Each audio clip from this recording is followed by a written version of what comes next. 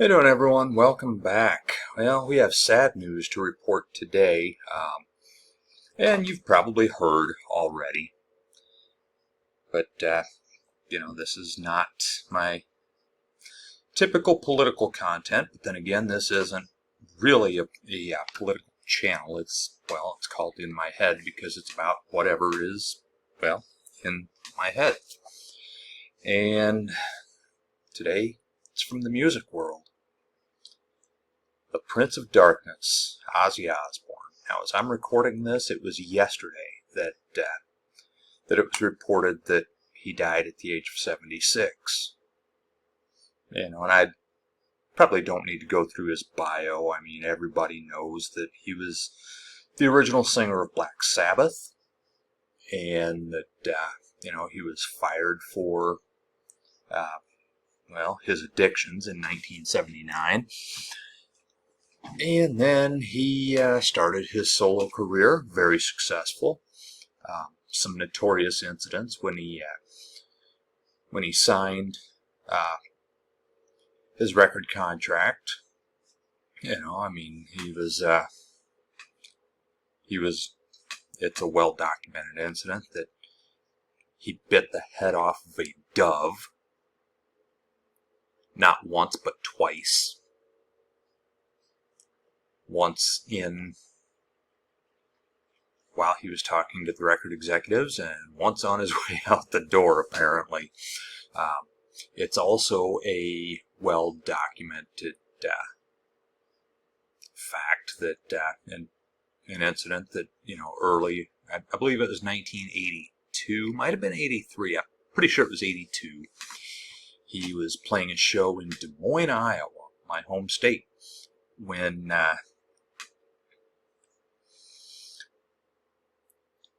a fan threw what he believed to be dead bat onto the stage.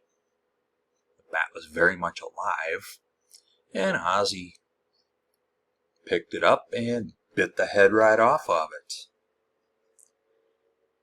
Apparently the bat also bit Ozzy, requiring rabies treatments.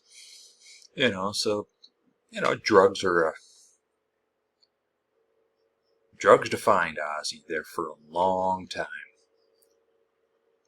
But musically, he was just one of a kind. There's no other voice like his. He always did things his own way, blazed his own trail.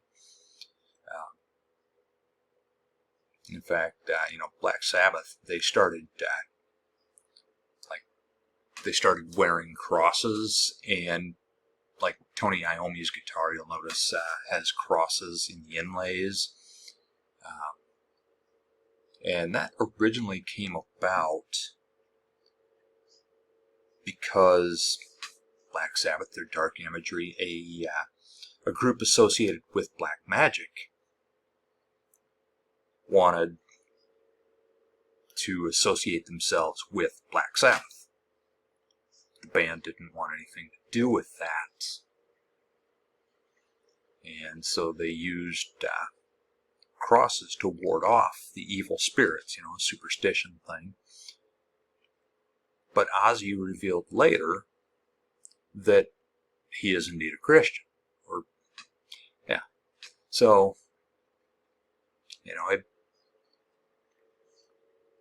if you believe what Christians believe, that's good for Ozzy.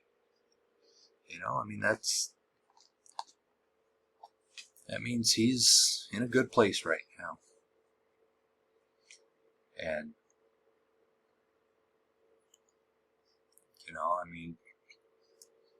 Nikki Sixx of Motley Crue is fond of a particular story that he told about Ozzy where, they were all high on tour bus, and if I remember the details correctly, somebody left a candy bar on the floor of the bus, and some ants were marching up to, that's George, by the way. Some ants were marching up to the candy bar, And allegedly, according to Nikki Sixx, Ozzy snorted that line of ants. True, not true, who knows? I mean, when a bunch of drug addicts are recalling a story, it's kind of hard to know what's accurate and what's not. Another story, Jack Blades of Night Ranger, also of Damn Yankees, but Jack Blades, he was writing songs with Ozzy at Jack's house, right? They're at Jack's house, they're writing songs together, and I don't remember what happened that Ozzy needed to go see a doctor. And so Jack took Ozzy to his doctor, and as Jack tells it, there was a guy in the lobby at the doctor's office in the waiting room wearing an Ozzy t-shirt. Didn't realize that he was right next to the Prince of Darkness himself until Ozzy said, "Love your shirt, mate," or, something to that effect. And, it was, I mean, there's a lot of stories about Ozzy. I mean, Paul Stanley of Kiss, he recalls opening for Sabbath when Kiss was a new band in 74, 75. And, I mean, Ace Frehley, also of Kiss, heavily inspired by Black Sabbath. Just listen to a song on the Hotter Than Hell album called Strange Ways. That you can definitely hear the influence there.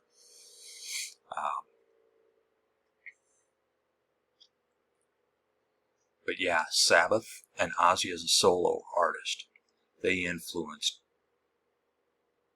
pretty much everyone. I mean, Black Sabbath is credited with creating heavy metal. Did they actually create it? Who knows? But they did perfect it, didn't they? I mean, if not for Black Sabbath, we wouldn't have had bands like Judas Priest, Iron Maiden, Metallica, any of the metal bands that are out there today, Pantera, current metal bands. None of them would exist if not for Ozzy and Black Sabbath. They say legends never die. I mean, men do, but the legend of Ozzy still lives. So, what I am going to recommend to everyone, right? Take a ride on that crazy train. Start flying high again. Go out there and bark at the moon. Get a little bit paranoid.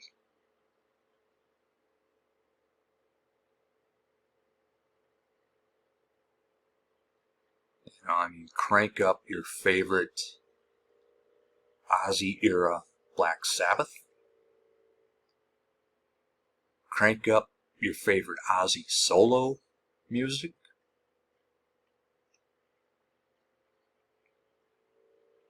Be a Hellraiser.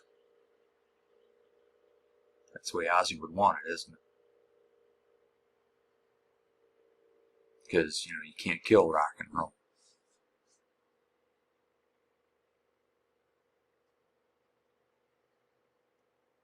And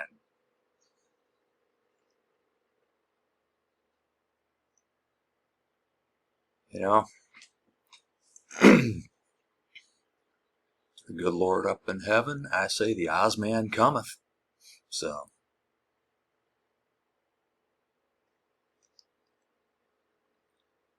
you know, he's reunited with Randy Rhoads. I'd like to send condolences out to his wife Sharon and his kids, Jack and Kelly and Amy and Louie, and blanking on his other kids' names, his grandkids.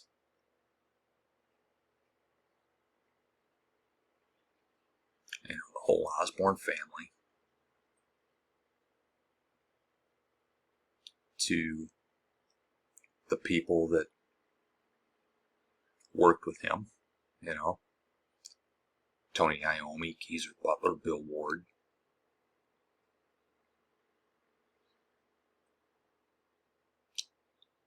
And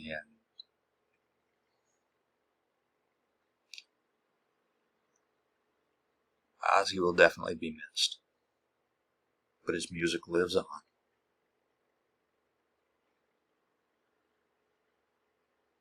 You know, just a couple weeks after his final show, he got up there and did a solo show, and he reunited with Black Sabbath, all 4 original members. Did a final show, and he's now taking his curtain call.